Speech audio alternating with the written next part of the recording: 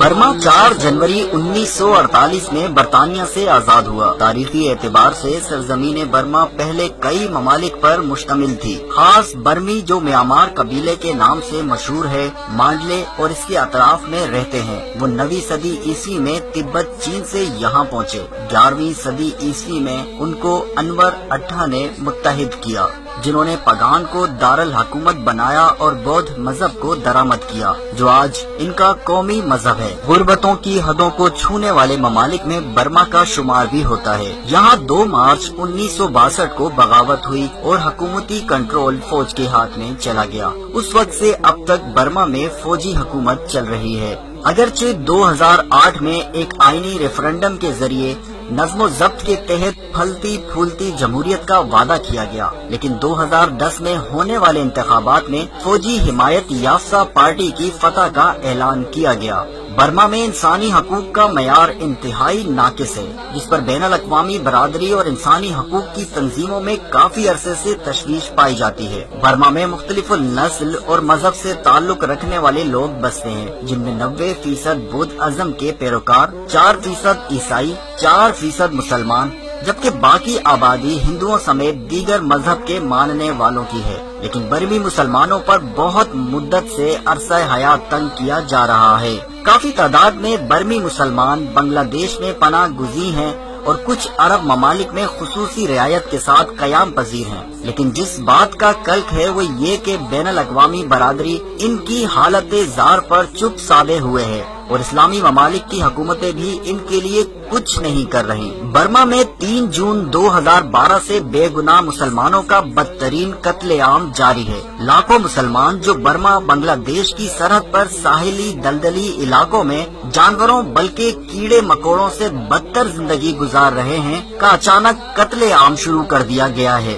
واقعہ کچھ یوں ہوا کہ ایک بودھ لڑکی نے اسلام قبول کر لیا، جسے بودھوں نے غصے میں آ کر پہلے قتل کیا اور پھر اس کا الزام مسلمانوں پر عائد کیا کہ انہوں نے اغوا کر کے اجتماعی عصمت دری کا نشانہ بنانے کے بعد قتل کر دیا۔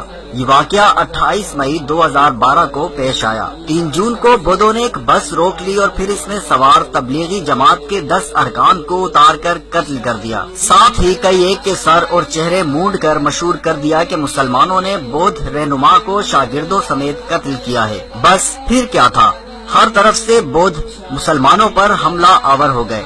انہوں نے بے بس و بے کس مسلمانوں پر سفاکیت کے پہاڑ توڑ ڈالے۔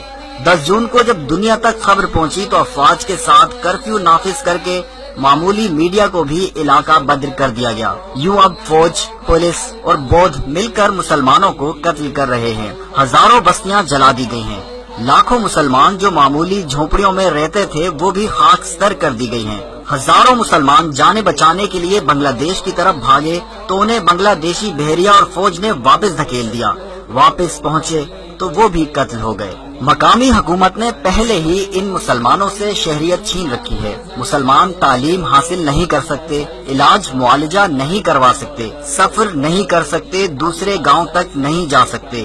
جو لڑکا 15 سال سے بڑا ہو اسے فوج اٹھا کر بیگار کیمپ میں لے جا کر جبرن مزدوری کرواتی ہے۔ برما انہیں بنگالی جبکہ بنگلہ دیش انہیں برمی قرار دیتا ہے۔ یوں وہ دونوں طرف سے مار کھا رہے ہیں۔ ساری دنیا ان مظلوموں کا خاموشی سے تماشا دیکھ رہی ہے۔ 57 مسلم ممالک میں سے کسی نے ان کے لیے زبان سے کوئی لفظ نہیں نکالا۔ کسی انسانی حقوق کی تنظیم نے ان کی کوئی بات نہیں کی۔ اب اقوام متحدہ نے امداد کے لیے اپیل کی ہے تو اس میں کہا گیا ہے مسلمانوں اور بودھوں کی باہم لڑائی میں بے گھر ہونے والوں کو امداد کی ضرورت ہے، جن کی تعداد 90,000 ہے۔ اس سے یہ تاثر دیا جا رہا ہے کہ جیسے وہاں برابر کی لڑائی جاری ہو اور اسے بھی دہشت گردی کے خلاف جنگ کا تاثر دینے کی کوشش کی جا رہی ہے۔ اب تک 20,000 سے زائد برمی مسلمان شہید اور لاکھوں بے گھر ہو چکے ہیں، جبکہ مسلمان عورتوں کی عصمت دری بھی روز کا معمول بنتی جا رہی ہے۔